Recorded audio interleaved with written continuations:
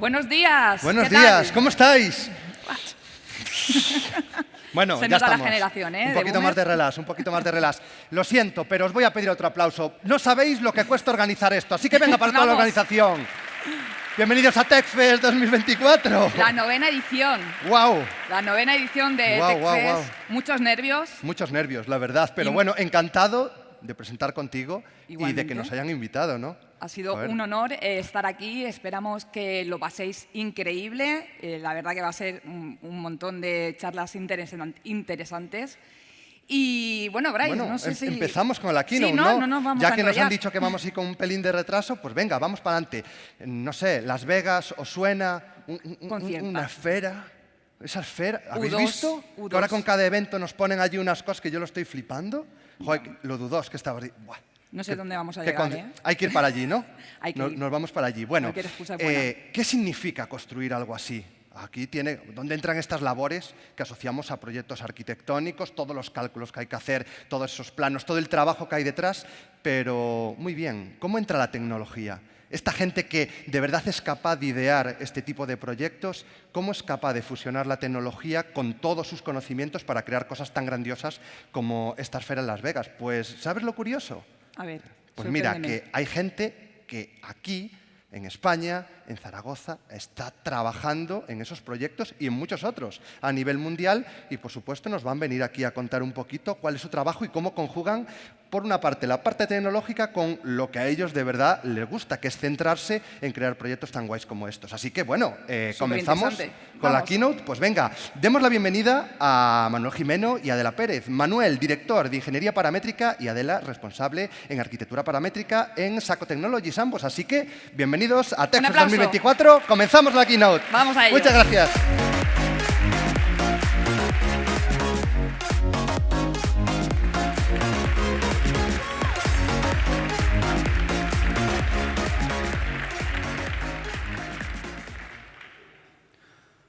Pues buenos días a todo el mundo. Bienvenidos a estas jornadas.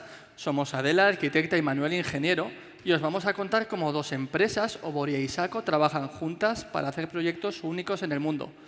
Antes de empezar, obviamente, queremos dar las gracias a toda la organización, a todos los que habéis venido hoy aquí para hacer que este evento tenga la repercusión que tiene. Muchísimas gracias a todo el mundo. Lo primero, una rapidísima presentación de ambas empresas. Si consigo pasar, perfecto, porque luego hablaremos más de ellas. Saco es una empresa de origen en Canadá, que también tiene una parte española, Saco Spain, que se dedica al diseño, fabricación, instalación y gestión de pantallas LED de gran formato. Pantallas LED tamaño fachada, tamaño edificio. Y Oboria es una empresa que nació en Zaragoza, que se dedica a trabajar en proyectos de ingeniería y de arquitectura desde el punto de vista de la programación, en lugar de como se hace tradicionalmente con planos y dibujos. Y cuando trabajan juntas, hacen proyectos como los que vamos a ver ahora.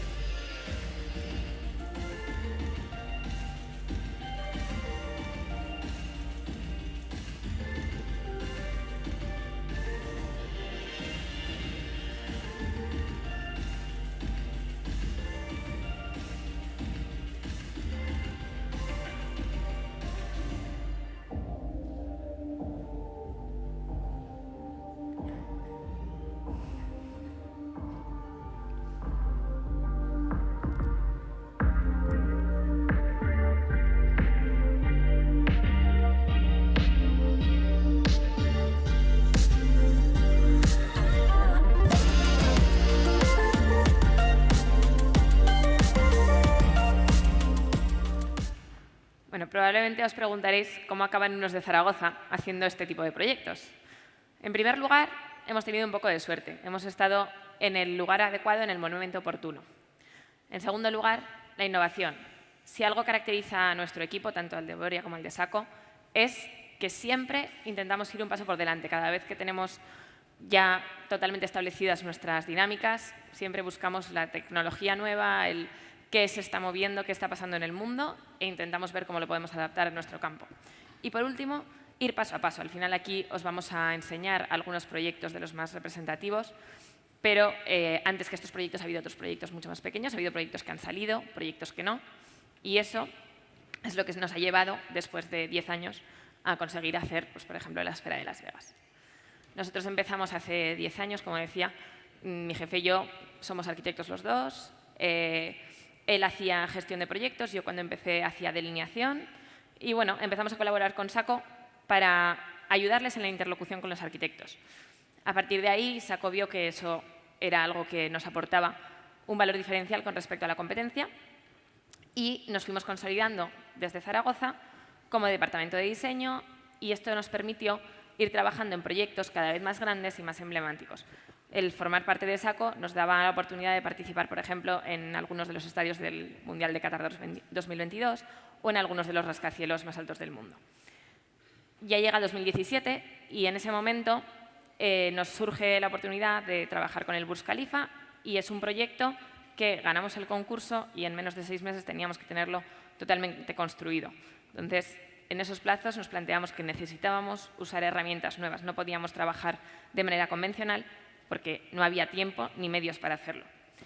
En 2018, fruto de la experiencia adquirida, ya nace Oboria Digital, que es la empresa que se dedica más concretamente a la programación. Ahí pasamos ya a ser un equipo de 10 personas. Se crean nuestros propios programitas, se empieza a trabajar en otro tipo de proyectos ya más de ámbito informático y culminamos entre 2020 y 2023 con distintos proyectos como pueden ser Tarabul o la Esfera de Las Vegas, que posteriormente os explicaremos, en los que ya tenemos el equipo actual, que somos unas 20 personas. Y claro, ¿qué es lo que hace que Saco y Oboria, digamos, hagan proyectos únicos en el mundo? Porque hay muchas empresas que hacen pantallas en todos los lugares. Hay muchas empresas que trabajan en programación, ingeniería y arquitectura. Al final, digamos que lo que nos hace únicos es la innovación. Como ha comentado antes Adela, tanto en el qué hacemos como en el cómo, que son dos partes muy diferenciadas que lleva cada empresa. El qué es Saco. ¿Qué hacemos? Pantallas, nuevas pantallas. Saco allá por el 89 diseñó la primera pantalla LED. Desde entonces ha sido siempre punta de lanza en la tecnología. La primera pantalla de Times Square, la primera pantalla para un gran concierto, como fue U2, primera gran pantalla en un crucero, primera pantalla transparente, porque al final, aunque tú inventes algo, todos sabemos que en 6 meses hay alguien más que lo va a hacer. La filosofía siempre ha sido ir un paso por delante. Y Saco se dedica a diseñar ya las pantallas que van a existir de aquí a 3 años. Mientras que Oboria innova en el cómo. Ya no innova en el qué vamos a hacer, eso es parte de Saco, nuevas pantallas, sino el cómo lo hacemos. La arquitectura, la ingeniería muchas veces se ha trabajado de forma tradicional. Muchos planos, muchos documentos, todo a mano. Oboria lo que hace es integrarlo todo en un solo modelo digital, en datos, y trabajar todo absolutamente desde el dato. De forma que todo el proyecto está unificado y se controla de forma automática la mayoría de los procesos. Este proceso de trabajo se divide en 4 grandes campos, que son toda la parte arquitectónica, el mapeado, que es el pasar de una imagen en 2D a la pantalla sobre el edificio que está en 3D, la parte de ingeniería y la gestión integral del proyecto.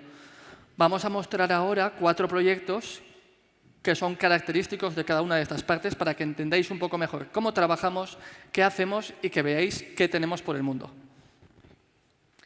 En primer lugar, como os comentaba antes, el primer proyecto en el que empezamos a implantar este tipo de tecnología fue en el proyecto del Burj Khalifa en Dubái. Para los que no lo conozcáis, es el edificio más alto del mundo. Tiene 830 metros y bueno, pues en él a día de hoy tenemos 30 kilómetros de luces, 200 kilómetros de cables. Es un edificio de dimensiones estratosféricas.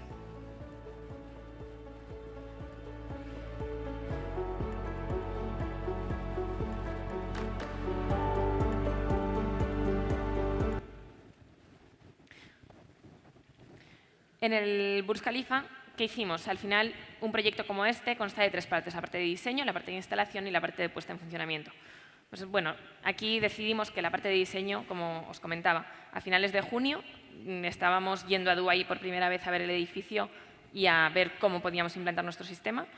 Durante los meses de julio y agosto diseñamos todo lo que se iba a implantar en el edificio y para ello fue cuando dijimos que, bueno, que o utilizábamos herramientas digitales o no íbamos a ser capaces, entre 5 que estábamos en ese momento, de poner eso en funcionamiento en 6 meses.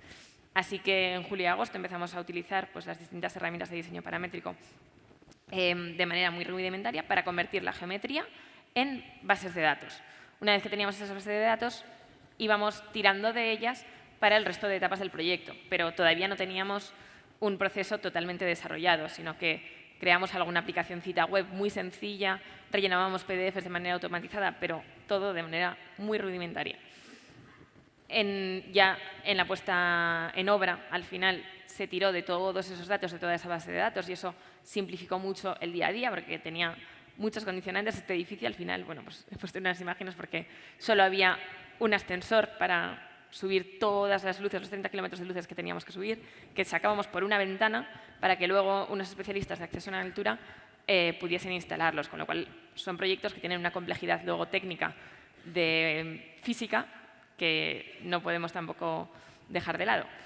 Y por último, la última parte de este proyecto era hacer que todas las luces funcionasen. Cada uno de los LEDs que hay en esos 30 kilómetros de luces estuviesen en el lugar adecuado y les llegase el contenido apropiado. Tenemos 2.500 cadenas de LED. Esto, pues durante los meses de noviembre y diciembre, estuvimos yendo cada noche al edificio a ver si las cosas que estábamos probando, que estábamos programando de manera manual en Excel, iban saliendo y iban funcionando y cada cosa se controlaba como se tenía que controlar. Como obviamente eso no era muy productivo, empezamos y dimos nuestro siguiente paso. El siguiente paso fue el mapa UV, es decir, convertir las geometrías 3D en geometrías 2D, en una superficie, el desplegado de esa geometría 3D sobre una superficie plana. En este caso, el proyecto que estamos viendo es Sophie Stadium en Los Ángeles. Es un proyecto, es una cubierta de un edificio, que bueno, probablemente os preguntéis que para qué quieren luces en la cubierta de un edificio. Son americanos, les gusta pasear un cepelín mientras están aquí jugando al fútbol y a la vez se lo proyectan a los que están dentro. Entonces, todas estas luces, en este caso son luminarias puntuales, y nosotros lo que hicimos en este proyecto nuevo, por primera vez, fue traspasarlas a un mapa UV de manera automatizada. El proceso en este caso es muy sencillo porque es casi inmediato. La imagen 3D y la 2D son casi iguales. Lo que pasa que, gracias a este proyecto, empezamos a crear unos procesos y a saber qué tipos de ficheros necesitábamos, cómo generar un OBJ de cero, que es un tipo de archivo de 3D. Y todo esto es lo que posteriormente nos ha ido ayudando a llegar a hacer proyectos como la esfera o como algún otro que vamos a ver a continuación de manera mucho más eficiente. Bueno, llegaba un punto que ya teníamos toda la arquitectura y el mapeado completamente programado. Además, tiene sentido porque la arquitectura define la geometría y la geometría define el mapeado. Pero en la parte de ingeniería todavía se hacía a mano, porque en los proyectos no había que diseñar más que unos pocos amarres, unas pocas piezas. Hasta que llegó el estadio del Fútbol Club Cincinnati. Es un estadio cuya fachada es completamente una pantalla, como vemos en la imagen. La pantalla está formada por tiras verticales de luz que se van adaptando a la geometría de esa piel del edificio. Se trata de unas piezas, unas costillas de aluminio que en su lomo, en su parte exterior, tienen las luminarias, que son pequeñas luminarias de 30 centímetros o de 50 centímetros y se van colocando como un puzzle hasta que se rellena toda la longitud necesaria a iluminar. Aquí vemos el detalle de cómo son estas costillas con distintas formas, distintos tamaños. Y ahora no os asustéis, un pequeño plano de mecánica. Esto es una de esas costillas, solamente dibujada, la parte de aluminio.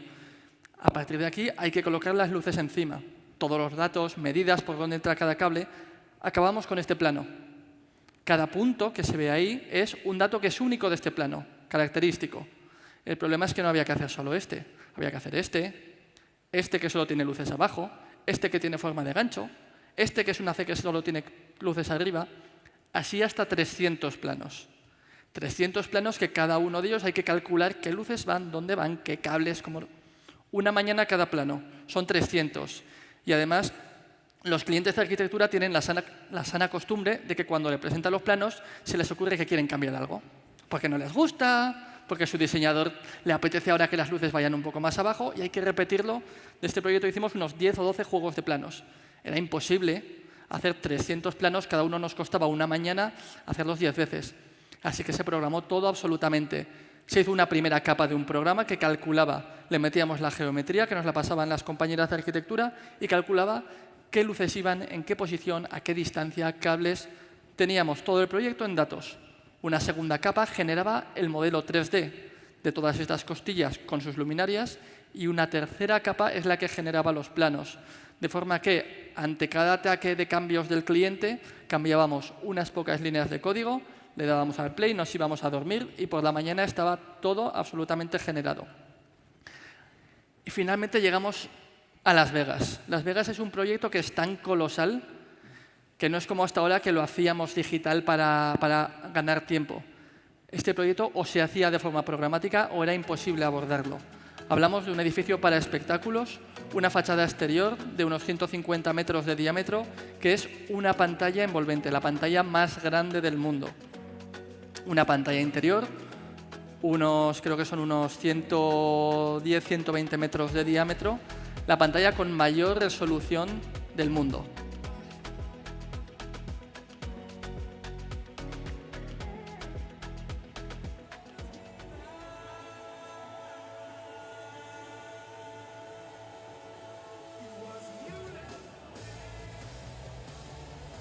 Aquí conseguimos que la gente pague $1000 por ir a ver a U2 y se pegue el concierto grabando el techo, que es una cosa maravillosa. Al pobre Bono no lo miraba nadie. Números muy grandes para que veáis la magnitud de este proyecto. Caben unas 20.000 personas, dependiendo un poco de la configuración de los asientos. 15.000 metros cuadrados de la pantalla. La plaza que hay aquí en la entrada son unos 10.000. La Plaza Mayor de Madrid son 11.000 metros cuadrados. La pantalla es mayor que esa superficie. El exterior, nos vamos ya a 53.000 metros cuadrados, se ve durante el día. Las Vegas, julio, 2 del mediodía, nuestra pantalla puede con ello. Se hicieron más de 15.000 planos. De nuevo, muchos de ellos hubo que repetirlos. Hay más de 500 kilómetros de cables, en cientos de variantes de cables, cortos, largos, gruesos, datos, potencia, más de 75 millones de LEDs. Y todos y cada uno de esos LEDs están en el modelo de datos con sus coordenadas, sus datos, absolutamente con toda la información necesaria. Este proyecto, como hemos dicho, se hizo desde el inicio de forma programática en todas sus fases, empezando por el prediseño. Los proyectos que hemos visto hasta ahora estaban ya construidos, había una geometría y adaptábamos la pantalla. En este caso, ni siquiera la había. Se sabía que era una esfera, se sabía el diámetro, pero para hacer una esfera con pantallas planas se puede hacer de muchísimas formas, infinidad. Pues ya se empezó directamente con algoritmos genéticos haciendo un cálculo para optimizar esta distribución de piezas planas en la pantalla. Y con esto se salió ya con una base de datos geométrica, dónde acababa cada pantalla, sus 4 esquinas y dónde estaba cada uno de los LEDs, tanto del interior como del exterior. Después, todo el trabajo de diseño de arquitectura e ingeniería. ¿Vale? Sabemos que queremos colocar 75 millones de LEDs y el punto en el que va cada uno. ¿Y eso cómo se hace? Hay que diseñar luminarias, cómo enganchamos las luminarias, paneles, un trabajo de arquitectura e ingeniería, todo basado en el mismo modelo de datos inicial. Lo siguiente es la fabricación. A pesar de que se fabricó en Canadá, toda la fabricación se gestionó desde Zaragoza. Se hizo un programa que simplemente introducían qué habían fabricado hasta el momento y la fecha, se cruzaba con el calendario y les decía hasta dónde estaba la última tuerca en su almacén, dónde tenían que ir a coger las piezas, cómo las ensamblaban.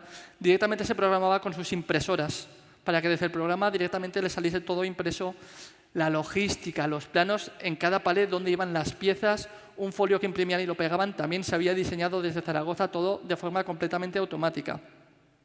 La instalación os podéis imaginar que hay que colocar unos paneles de 5 metros por 5 metros, colgarlos a 100 metros, con una grúa, a la vez unos tíos allí colgados con el casco sujetando una fiesta. Todo ello, toda la documentación, lo mismo, se generó a partir del primer prediseño de esa base de datos. El mapeado, que era muy importante en este caso porque no solo hablamos de que un vídeo en plano se traslade a una esfera, sino que al final cuando se fabrica hay tolerancias. Todos sabemos que aunque en el plano ponga unas medidas, al final cuando se instala hay unas pequeñas tolerancias. Y con las pantallas pasa una cosa. Si tenemos dos paneles que están ligeramente más separados de lo que tendrían que estar, la unión, la costura, se ve más oscura porque hay menos potencia de luz. Y al contrario, si están más juntos, se va a ver una costura más brillante. En este caso, el equipo de Adela, con el mapeo, lo encendían, nos mandaban las fotos, desde Zaragoza se detectaba dónde estaban esas costuras y se corrige la señal de vídeo para que esas zonas brillen más o brillen menos para compensar los errores en el ensamblaje y en el montaje. E incluso el mantenimiento. El mantenimiento se hizo una aplicación porque, claro, te colocas allí un escenario como este, pero de 100 metros, ves allí que falla una luz y, vale, ¿y esa luz cuál es? ¿Dónde está? ¿En qué piso? ¿Por dónde se accede? Al final hay una aplicación que la llevan en una tableta conectada a Internet y pueden detectar cuál es, qué modelo de pieza para poder ir al almacén, cogerlo e intercambiarlo sin perder tiempo. Es un trabajo integral inmenso que no hubiera sido posible hacerlo de otra forma que programando hacerlo todo de forma automática. Total para mostrar smileys en Las Vegas, pero bueno, a mí me vale la pena. Bueno, y antes de acabar, nos gustaría daros, como aquí creemos que hay bastantes estudiantes, gente que estáis empezando vuestras carreras laborales, aunque aquí Manuel y yo tampoco somos muy mayores, pero ya llevamos unos años de experiencia laboral, algunos consejos de cosas que creemos que no hay que hacer y que sí hay que hacer en el mundo en el que vivimos ahora mismo. Por un lado, no tener miedo a los retos, no tener miedo a un proyecto, por muy grande que sea, por muy desorbitado que parezca, al final, si tenéis las capacidades y las habilidades, vais a poder sacarlo adelante. En segundo lugar, nunca pensar que el tiempo es perdido. Eso a los amigos ingenieros les cuesta un poco más, los que trabajamos en arquitectura y seguramente los que programáis, los que sois informáticos, también lo entendéis perfectamente. El cliente un día quiere las cosas blancas, al día siguiente las quiere negras y al siguiente amarillas. Y tú tienes que estar lo mejor preparado posible para adaptarte. Y aunque tengas que rehacer el trabajo 5 veces, pues bueno, pues todo es proceso, todo es aprendizaje y todo eso hace que el siguiente proyecto lo hagas mejor, más rápido y tengas todos los cambios mucho más previstos. Y por último, no quedarse parado, que no os pase como le pasó a Nokia, que el mundo no vaya más rápido que vosotros. El mundo en el que vivimos está permanentemente cambiando, hay que intentar ir siempre un paso por delante. Y en segundo lugar, para concluir, ¿qué sí hay que hacer? Pues primero, nosotros creemos mucho en las habilidades de nuestro equipo. Yo creo que casi todos, cuando contratamos gente, cuando buscamos personas para formar parte del equipo, siempre nos fijamos más en las habilidades que en los conocimientos. Los conocimientos son importantes porque te dan agilidad, te dan experiencia, pero lo que nos distingue a unos de otros y lo que distingue la manera de hacer las cosas al final son las habilidades, la capacidad de aprender, la capacidad de innovar, de estar en constante renovación. En segundo lugar, la innovación, vuelvo a insistir en ello. El saber qué es lo que se está moviendo, en tu campo o en otros campos, da igual, estar en el mundo, saber qué es lo que pasa y estar a la vanguardia de la tecnología, de los distintos programas y de lo que corresponda en cada momento. Y por último, aprovechar todas las oportunidades que os lleguen. A veces hay cosas, pues, a ver, al final cuando nos llega una esfera, nos ponemos a decir en la oficina, en coña, que desde nuestra oficina se ve el pilar. Y ahí, entre risas, decíamos, es que cabe el pilar dentro de la esfera.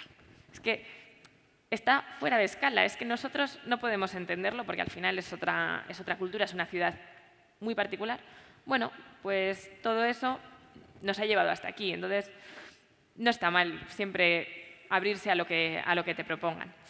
Y bueno, esto es todo lo que os queríamos contar. Si tenéis alguna duda, ahora estamos abiertos a preguntas y luego estaremos en el coffee break, también estaremos por ahí si alguien quiere preguntarnos alguna cosa. Muchas gracias. Muchísimas gracias. Gracias. Muchas gracias. Enhorabuena.